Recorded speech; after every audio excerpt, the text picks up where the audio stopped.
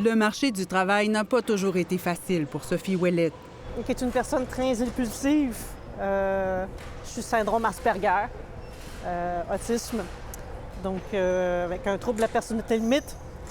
Donc disons qu'à chaque jour, j'essaie de me surpasser. Depuis 8 mois, elle travaille au Groupe AFI, une entreprise adaptée. Les superviseurs sont énormément là, à l'écoute.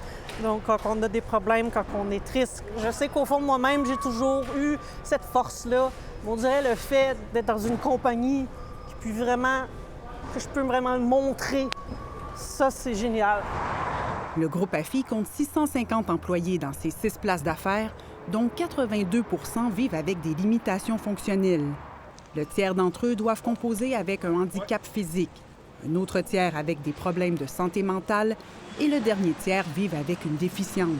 C'est du cas par cas. Chaque employé a sa distinction. On doit s'adapter à chacun des employés. Des postes de travail permettent de travailler assis ou en fauteuil roulant. Demain, tu vas travailler ici. Et les superviseurs apprennent la langue des signes. Ils s'assurent aussi de limiter le stress et les sources d'anxiété. On va regarder ce qui est vraiment important à ce qu'ils sachent, puis le côté pression de délai de livraison, des trucs comme ça, on va plus regarder de notre côté, à s'assurer qu'on est bien structuré dans notre travail pour réduire les impacts qu'ils vont avoir sur le plancher.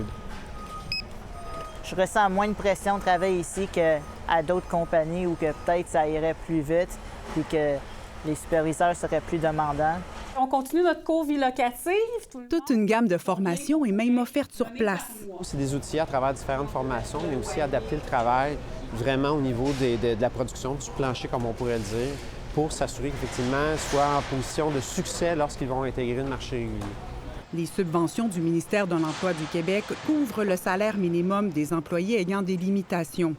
Les contrats de sous-traitance permettent de bonifier leur salaire et de leur offrir des avantages sociaux, en plus de payer les frais de fonctionnement, dont les intervenants sociaux. C'est plus à l'entrée. La première année, les gens sont à peu près 50 % moins productifs. Mais quand on investit, on adapte, on est capable de les amener, je dirais, à peu près au niveau du marché, où on va être capable d'être compétitif. Le Québec compte 36 entreprises adaptées qui emploient 4 000 travailleurs ayant des limitations fonctionnelles.